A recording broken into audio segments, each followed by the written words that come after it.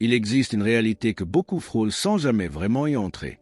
Une dimension invisible, mais plus réelle que tout ce que tes yeux peuvent voir.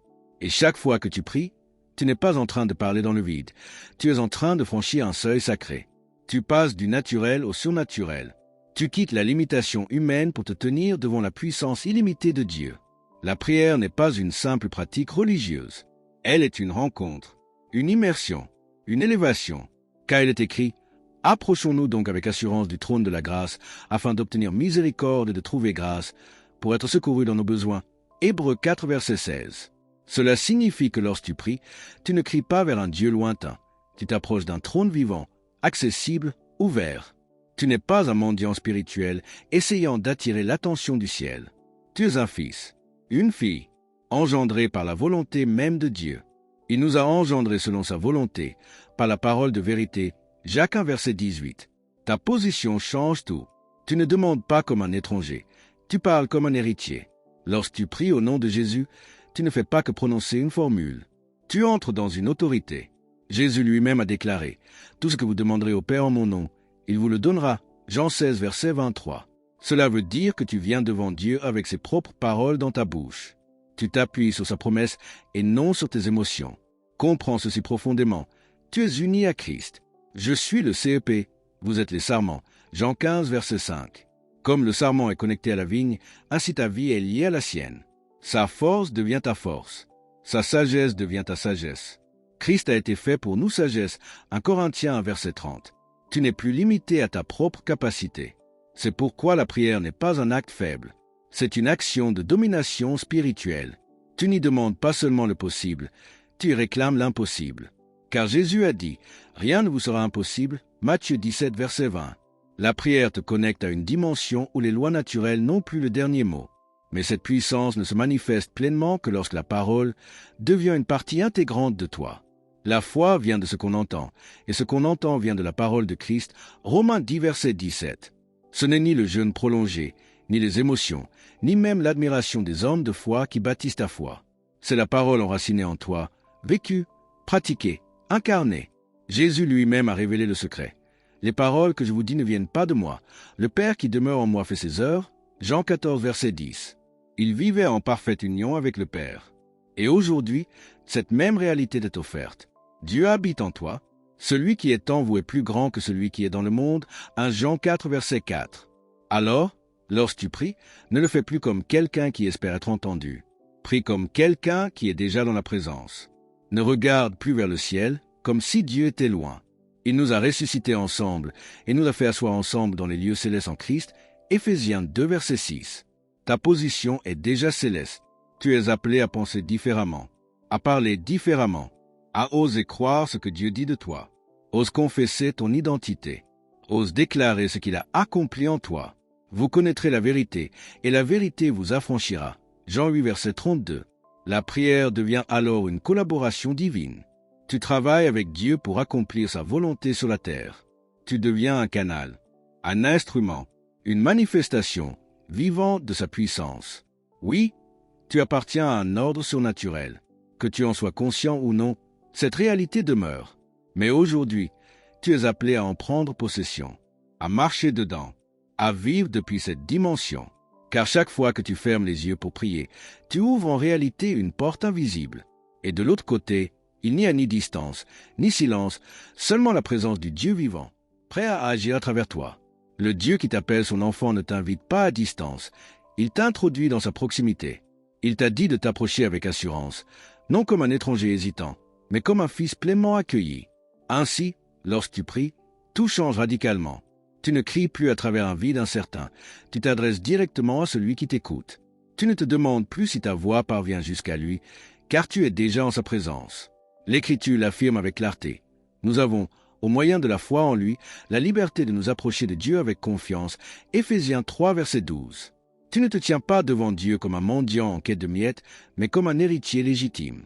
L'Esprit lui-même rend témoignage à notre esprit que nous sommes enfants de Dieu. Or, si nous sommes enfants, nous sommes aussi héritiers. Romains 8, versets 16 à 17. Cette identité transforme ton attitude. Tu ne demandes plus timidement une faveur, tu réclames avec foi les promesses de l'Alliance. Car prier, ce n'est pas improviser des paroles en espérant toucher le cœur de Dieu. c'est présenter devant lui sa propre parole. Tu viens avec ses promesses sur tes lèvres, déclarant avec assurance. Tu as dit, Seigneur, accomplis ce que tu as déclaré. Ce n'est pas de la présomption, c'est l'expression authentique de la foi. Si nous demandons quelque chose selon sa volonté, il nous écoute, 1 Jean 5, verset 14. Et sa volonté est révélée dans sa parole. Ainsi agissait Jésus. Le Fils ne peut rien faire de lui-même. Il ne fait que ce qu'il va faire au Père. Jean 5, verset 19. Il parlait selon le Père, agissait selon le Père, vivait en parfaite union avec lui. Et aujourd'hui, cette même position t'est offerte en Christ. Tu es appelé à marcher dans cette même dépendance, cette même autorité, cette même communion. Lorsque tu fais face à l'impossible, lorsque les circonstances naturelles te disent qu'il n'y a aucune issue, lorsque la logique humaine te pousse à abandonner, c'est précisément là que la prière révèle toute sa puissance. Car tu te tiens alors devant le Dieu de l'impossible, celui qui a créé l'univers à partir du néant, qui a ouvert la mer, qui a ressuscité les morts. Et sa parole demeure. Rien ne vous sera impossible. Matthieu 17, verset 20. Dès lors, ta prière change de nature. Tu ne te contentes plus de demander ce qui est humainement réalisable. Tu t'élèves pour saisir ce qui ne peut s'accomplir que par l'intervention divine. À celui qui peut faire, par la puissance qui agit en nous, infiniment au-delà de tout ce que nous demandons ou pensons. Éphésiens 3, verset 20. Voilà le domaine dans lequel tu es appelé à vivre. Tu ne demandes plus simplement une amélioration naturelle. Tu t'attends à une manifestation surnaturelle. Tu ne sollicites pas une solution ordinaire. Tu invoques une réponse qui dépasse toute logique humaine. Car tu es désormais connecté à une puissance sans limite, uni à celui qui ne faillit jamais. Celui qui est en vous est plus grand que celui qui est dans le monde. 1 Jean 4, verset 4. C'est pourquoi la faiblesse de nombreuses prières ne réside pas dans un manque de sincérité, mais dans une mauvaise position spirituelle. Trop souvent, l'homme prie depuis la terre en espérant atteindre le ciel, alors que Dieu l'a déjà placé dans les lieux célestes. Il nous a ressuscités ensemble et nous a fait asseoir ensemble dans les lieux célestes en Christ. Éphésiens 2, verset 6. Comprendre cela transforme tout. Tu ne supplies plus, tu déclares, tu n'espères plus, tu t'attends avec assurance.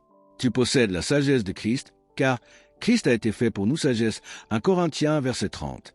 Tu portes en toi le même esprit qui a ressuscité Jésus d'entre les morts. L'esprit de celui qui a ressuscité Jésus d'entre les morts habite en vous. Romains 8, verset 11. Tu bénéficies du même accès au Père, car tu es en lui et il est en toi.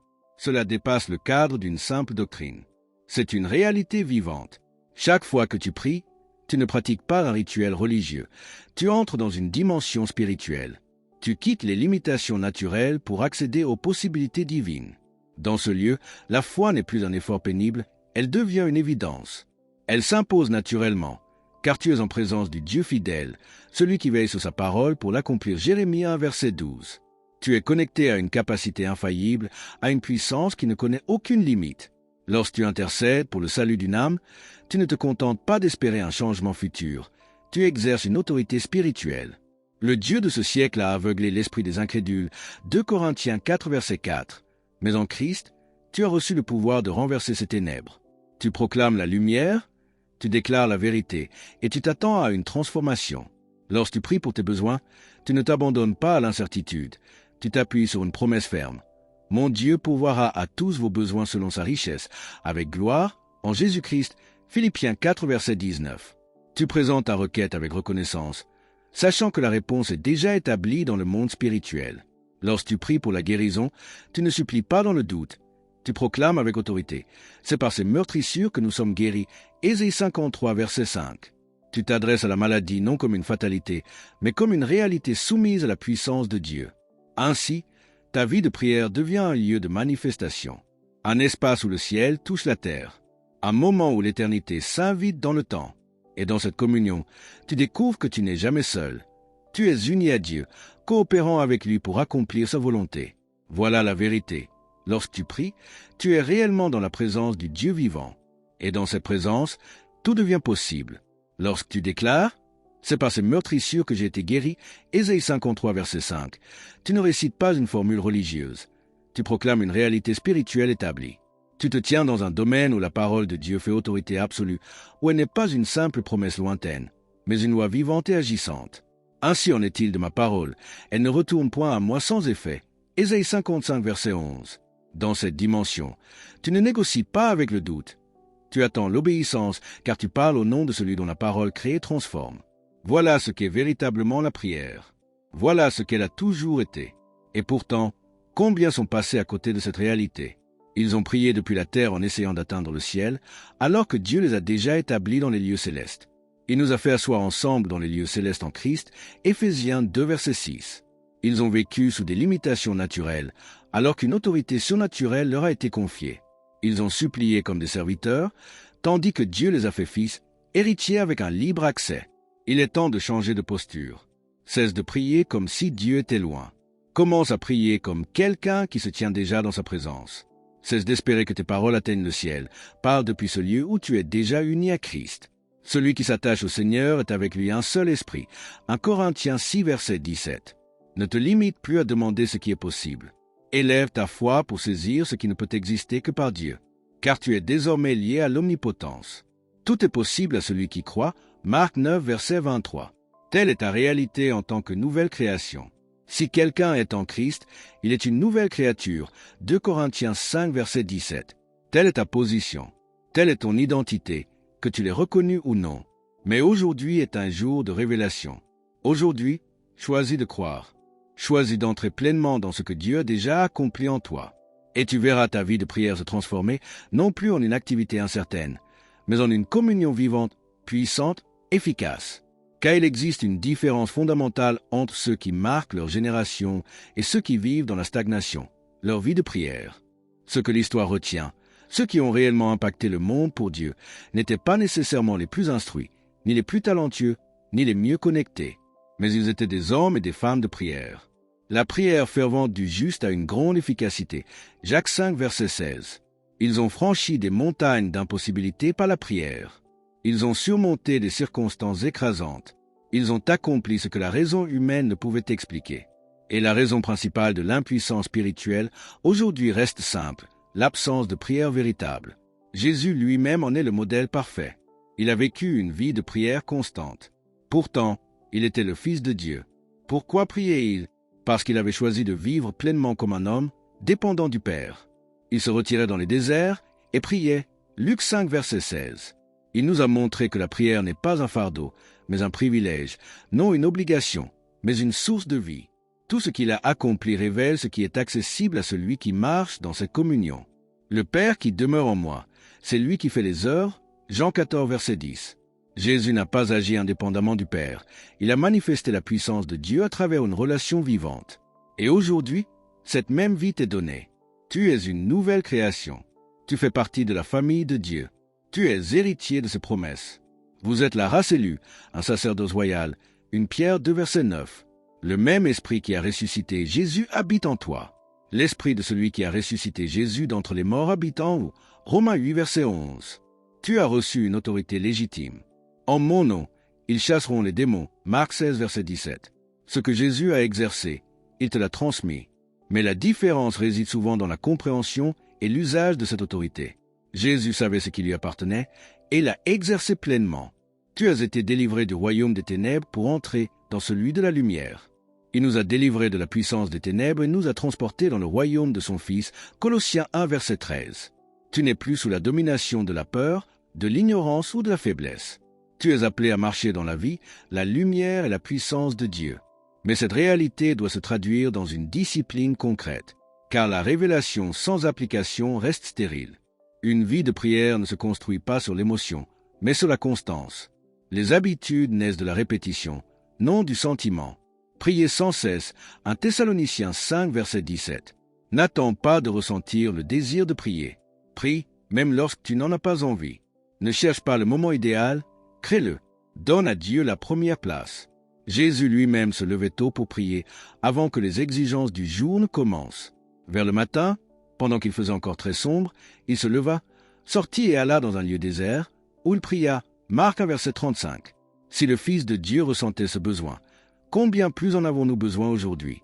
Ainsi, bâtis un autel quotidien. Consacre un temps précis. Persévère, même dans le silence. Car c'est dans cette fidélité que se forme une vie de puissance. Et bientôt, la prière ne sera plus un effort. Elle deviendra ton souffle, ta force, ton refuge. Alors, entre dans cette dimension. Vis depuis cette position. Et laisse la présence de Dieu transformer ta réalité. Décide de sanctifier tes premières minutes avant même que le tumulte du jour ne s'élève. Réveille-toi plus tôt, non pour te disperser dans les distractions éphémères, mais pour te tenir devant Dieu. Cherche un lieu de silence, un espace retiré, et commence à prier. Au début, le temps te paraîtra long, presque pesant. Les mots sembleront rares, ton esprit s'égarera et l'envie d'abandonner se fera sentir. Pourtant, persévère, car tu ne pries pas selon tes émotions, mais selon une décision. Tu n'es pas en train de répondre à un sentiment passager, tu es en train de bâtir une discipline spirituelle. Avec le temps, ce qui était effort deviendra naturel. Ce qui semblait être une contrainte deviendra un privilège. Ce qui relevait de l'obligation se transformera en désir profond. Ainsi s'accomplit cette parole. Exerce-toi à la piété. 1 Timothée 4, verset 7. La constance façonne l'homme intérieur et la fidélité ouvre la porte à la puissance. Mais la prière ne se limite pas à un moment isolé dans la journée. Elle devient une conscience continue. L'apôtre exhorte, priez sans cesse, 1 Thessaloniciens 5, verset 17. Il ne s'agit pas d'une posture permanente à genoux, mais d'une communion ininterrompue. Une relation vivante où chaque instant devient une occasion d'échanger avec le Père. Dans la joie, rends grâce. Rendez grâce en toutes choses. 1 Thessaloniciens 5, verset 18. Dans l'épreuve, cherche sa sagesse. Si quelqu'un manque de sagesse, qu'il la demande à Dieu. Jacques 1, verset 5. Devant un besoin, intercède. Face à une décision, consulte-le. Peu à peu, cette relation devient aussi naturelle que la respiration elle-même. Ainsi, tu n'actives plus la prière à certains moments pour l'éteindre ensuite. Tu vis dans un état de prière. Tu demeures connecté, continuellement uni à ton Père. Demeurez en moi, et je demeurerai en vous. Jean 15, verset 4. Cependant, toute situation n'appelle pas la même expression de prière. Il y a la supplication simple, confiante et paisible. Il y a la persévérance qui frappe jusqu'à ce que la porte s'ouvre. Demandez, et l'on vous donnera. Cherchez, et vous trouverez. Frappez, et l'on vous ouvrira. Matthieu 7, verset 7. Il y a la prière qui combat, qui lutte dans l'esprit jusqu'à la victoire. Il y a la prière silencieuse, empreinte de foi, qui repose dans la promesse. Il y a l'intercession, où tu te tiens pour un autre, comblant la brèche. J'ai cherché parmi eux un homme qui élève un mur, qui se tienne à la brèche devant moi. Ézéchiel 22, verset 30. Et c'est le Saint-Esprit lui-même qui te guide dans cette diversité. L'Esprit nous aide dans notre faiblesse. Romains 8, verset 26. Mais cette vie de prière a un prix. Elle exige un renoncement. Tu devras parfois sacrifier le confort, le repos, les divertissements, pour choisir la présence de Dieu. Jésus lui-même veillait dans la prière, offrant ses nuits au Père. Il passa toute la nuit à prier Dieu. Luc 6, verset 12. Non par contrainte, mais parce qu'il connaissait la valeur de cette communion. Il avait compris que ce que la prière produit dépasse infiniment ce qu'elle coûte. Toi aussi, tu es confronté à ce choix. Préféreras-tu le confort passager ou la puissance durable? Échangeras-tu le divertissement contre l'intercession, le sommeil contre la présence? Car ceux qui ont marqué leur génération n'étaient pas supérieurs par nature, mais consacrés par discipline. Sache également que cette décision rencontrera de l'opposition, car l'ennemi tolère une foi superficielle, mais il redoute une vie de prière profonde. Soudain, la fatigue s'intensifie, les urgences surgissent, les distractions se multiplient. Ce n'est pas un hasard, c'est un combat spirituel. Nous n'avons pas à lutter contre la chair et le sang, mais contre les esprits méchants. Éphésiens 6, verset 12. Un croyant qui prie avec constance devient redoutable dans le monde spirituel. C'est pourquoi tu dois protéger ce temps, le garder avec vigilance, le considérer comme sacré, non par légalisme, mais parce que ton efficacité dans tous les domaines dépend de ta fidélité dans celui-ci. Et lorsque cette habitude est établie, les fruits deviennent visibles. Tu assistes à des réponses qui dépassent toute logique. Invoque-moi au jour de la détresse, je te délivrerai. Psaume 50, verset 15. Des situations bloquées se dénouent, des portes fermées s'ouvrent. La provision surgit de manière inattendue. La guérison se manifeste. Une paix surnaturelle garde ton cœur. La paix de Dieu gardera vos cœurs et vos pensées. Philippiens 4, verset 7. Tu marches avec une assurance que rien n'ébranle. Une force que les circonstances ne diminuent pas. Une autorité que le monde spirituel reconnaît. Non parce que tu es exceptionnel, mais parce que tu es connecté à la source de toute puissance. Tu reçois une sagesse que nul enseignement humain ne peut t'offrir. Une direction qui préserve de l'erreur. Une protection invisible mais réelle. L'Éternel te gardera de tout mal. Psaume 121, verset 7. Tu es gardé, dirigé, soutenu, et même ton témoignage change. Sans effort, sans discours imposé, quelque chose émane de toi. Une paix, une lumière, une présence. Les cœurs sont attirés, non par tes paroles, mais par ce que tu portes. Et tu les conduis vers celui qui est la source. Voilà ce que produit une vie de prière. Voilà ce qui distingue ceux qui survivent de ceux qui prospèrent réellement. Voilà ce qui sépare ceux qui parlent de Dieu de ceux qui marchent avec lui. Alors cesse de différer. Le temps ne se trouvera jamais, il se crée. Les circonstances ne seront jamais parfaites, elles se surmontent. Commence maintenant. Prends une décision ferme. Consacre un moment. Choisis un lieu. Engage ton cœur. Et demain, lève-toi avec cette résolution. Bâtir une vie de prière, quelles que soient les résistances, quels que soient les sentiments. Car c'est dans cette fidélité que se révèle la puissance, et dans cette communion que se transforme toute une vie. Verser ta destinée est intimement liée à ta vie de prière. Ton efficacité découle de ta communion avec Dieu. Ton impact dans ce monde est à la mesure de ton intercession, et ton autorité naît de ton intimité avec le Père. Rien de véritablement durable ne s'accomplit en dehors de cette relation vivante. Car Jésus lui-même a vécu selon ce modèle parfait, non pas en priant parce qu'il était Dieu, mais parce qu'il avait choisi de vivre comme un homme dépendant du Père. Le Fils ne peut rien faire de lui-même. Jean 5, verset 19. S'il a jugé cette communion indispensable, combien plus l'est-elle pour toi? Ainsi, bâtis cette habitude. Protège-la avec soin. Nourris-la chaque jour.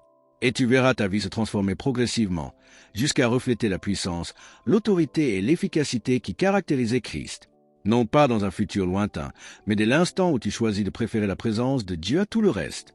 Cherchez premièrement le royaume et la justice de Dieu. Matthieu 6, verset 33. Comprends ceci avec profondeur. Dieu n'a pas conçu la prière comme une incertitude, mais comme une voie assurée. Il l'a établie sur le fondement inébranlable de sa propre parole. Le ciel et la terre passeront, mais mes paroles ne passeront point. Matthieu 24, verset 35. Il a engagé sa fidélité, son caractère, sa vérité. Ce que Dieu promet, il l'accomplit. Dieu n'est pas un homme pour mentir. Nombre 23, verset 19. Ce n'est pas l'homme qui a initié ce système. C'est Dieu lui-même. Il a donné son Fils, il a offert la vie éternelle, il a fait de toi une nouvelle création. Si quelqu'un est en Christ, il est une nouvelle créature. 2 Corinthiens 5, verset 17. Il a pris l'initiative de t'introduire dans une alliance fondée sur la grâce, espérant une réponse de foi de ta part. Car l'amour de Dieu appelle une réponse. Nous l'aimons, parce qu'il nous a aimés le premier. 1 Jean 4, verset 19. Il a cru en l'homme. Il a cru que tu saisirais ce qu'il t'a donné, que tu marcherais dans cette autorité, que tu utiliserais ce qu'il a placé en toi. Tu n'es pas passif dans ce plan divin. Tu es un collaborateur. Nous sommes ouvriers avec Dieu. 1 Corinthiens 3, verset 9. Tu participes à son œuvre, tu combats pour arracher les âmes aux ténèbres, tu fortifies les faibles, tu relèves ceux qui sont tombés. Ta vie devient un canal par lequel la grâce de Dieu atteint les hommes. Ainsi, tu entres dans la lignée de ceux qui, à travers les âges, ont osé croire et marcher par la foi. Tu ouvres des chemins là où il n'y en avait pas. Tu deviens un instrument vivant, un sarment portant du fruit, uni au CEP véritable. Celui qui demeure en moi porte beaucoup de fruits. Jean 15, verset 5. Et par cette union, des vies sont transformées. Ceux qui étaient liés sont libérés. Ceux qui étaient brisés sont relevés. Ceux qui vivaient dans l'échec découvrent la victoire en Christ. Si donc le Fils vous affranchit, vous serez réellement libres. Jean 8, verset 36. C'est pourquoi l'appel est lancé. Entre dans cette dimension de prière. Ne la considère plus comme une activité secondaire, mais comme une responsabilité sacrée et un privilège glorieux. Investis ton temps. Apprends à écouter, à parler, à demeurer, car c'est dans cette communion que Dieu se révèle et agit. La vérité est simple et profonde. Il n'y a pas de prière exaucée sans manifestation du surnaturel. Chaque réponse est un miracle. Chaque provision inattendue est un miracle. Chaque transformation de vie est un miracle. Et Dieu a voulu que ces miracles deviennent la norme pour celui qui marche dans la foi. Car il a établi la prière comme un partenariat. Demandez, et vous recevrez. Jean 16, verset 24. Il fournit la puissance. Tu réponds par la foi. Il garantit l'accomplissement. Tu t'engages dans l'obéissance. Il agit, mais il agit en réponse à une relation vivante. Tu ne viens donc pas devant lui comme un étranger incertain, mais comme un enfant légitime. Vous avez reçu un esprit d'adoption. Romains 8, verset 15. Tu as accès à ses ressources, à sa sagesse, à sa puissance. Et même plus encore, l'Esprit de Dieu prie en toi et avec toi. L'Esprit intercède par des soupirs inexprimables. Romains 8, verset 26. Toutes les promesses de Dieu sont fermes. Toutes les promesses de Dieu sont oui en lui. 2 Corinthiens, verset 20. Elles sont garanties par sa fidélité. Rien ne peut les annuler. Rien ne peut les affaiblir. Ainsi, lorsque tu pries, ne doute pas. Approche-toi avec assurance. Qu'il demande avec foi, sans douter. Jacques 1 verset 6. Tu n'es pas livré à l'incertitude. Tu participes à un dessein divin parfaitement établi. Face à un besoin, appuie-toi sur la promesse. Mon Dieu pourvoira à tous vos besoins. Philippiens 4 verset 19. Face à une âme à sauver, rappelle-toi, Dieu veut que tous les hommes soient sauvés. 1 Timothée 2 verset 4. Face à l'impossible, proclame. Rien n'est impossible à Dieu. Luc 1 verset 37. Alors, parle avec foi. Déclare la vérité. Attends l'accomplissement. Non par orgueil, mais parce que Dieu l'a voulu ainsi. Et lorsque tu persévères dans cette voie, les résultats deviennent visibles. Des situations changent. Des portes s'ouvrent. Des vies sont restaurées. Et ceux qui observent cette transformation sont attirés, interpellés, touchés. Ils cherchent la source et tu les conduis vers Dieu. C'est là le véritable appel, entrer dans une collaboration vivante avec le ciel pour transformer la terre. Alors cesse de traiter la prière comme une option. Entre pleinement dans ce que Dieu a établi. Engage ton cœur. Donne ton temps. Apprends à marcher avec lui. Car tout est déjà prêt. La promesse est donnée. La puissance est disponible. L'accès est ouvert. Il ne reste qu'une chose, que tu t'y engages pleinement. Observe avec attention ce qui advient lorsque tu entres enfin dans la réalité que Dieu avait préparée pour toi dès l'origine. Ne te contente plus de croire en théorie. Vis en accord avec cette vérité. Car il est d'une incohérence profonde que beaucoup entretiennent sans même s'en apercevoir. Prétendre que les miracles appartiennent au passé revient à anéantir, dans le même mouvement, toute la substance de la prière. En effet, toute prière exaucée est, par essence, un miracle.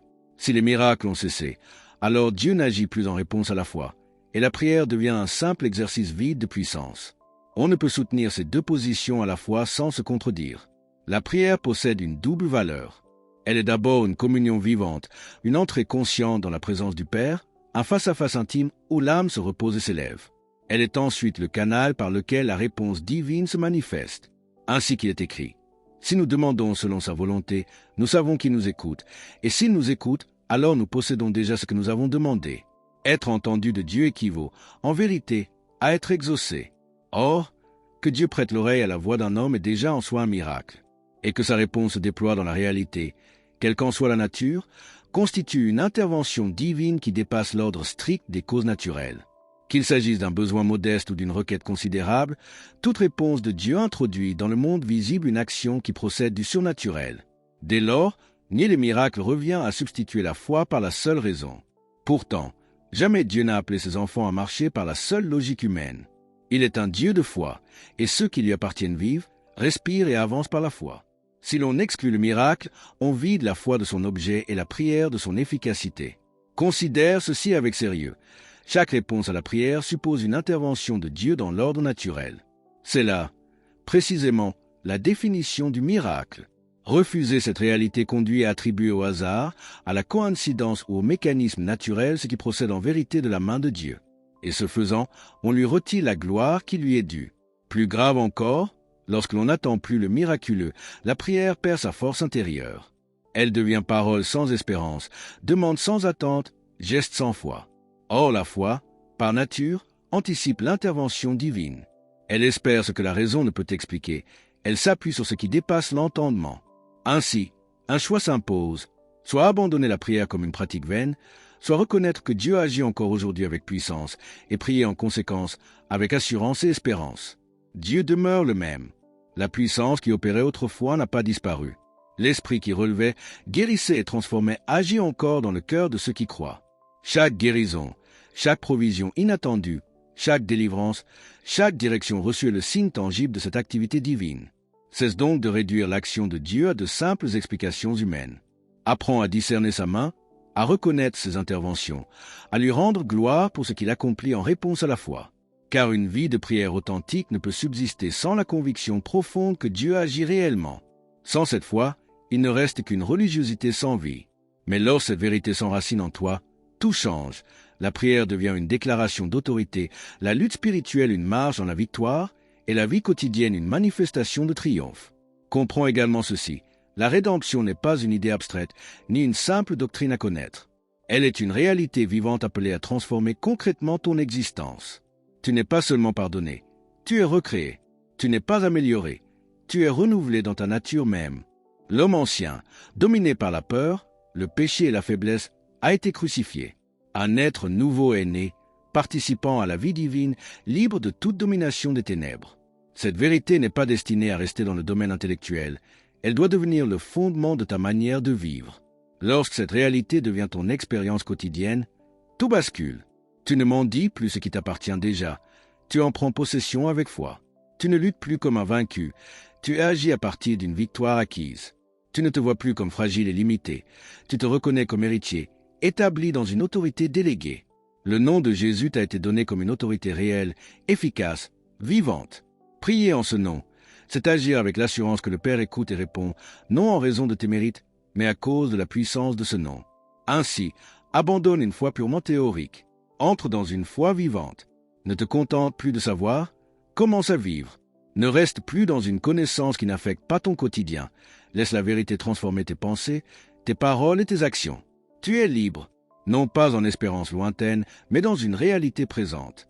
Libre face à ce qui t'oppressait, libre face à ce qui te dominait, libre face à ce qui te retenait. Vis donc selon cette liberté. Marche dans cette identité. Et que ta vie entière devienne le témoignage visible de ce que Dieu accomplit en ceux qui croient.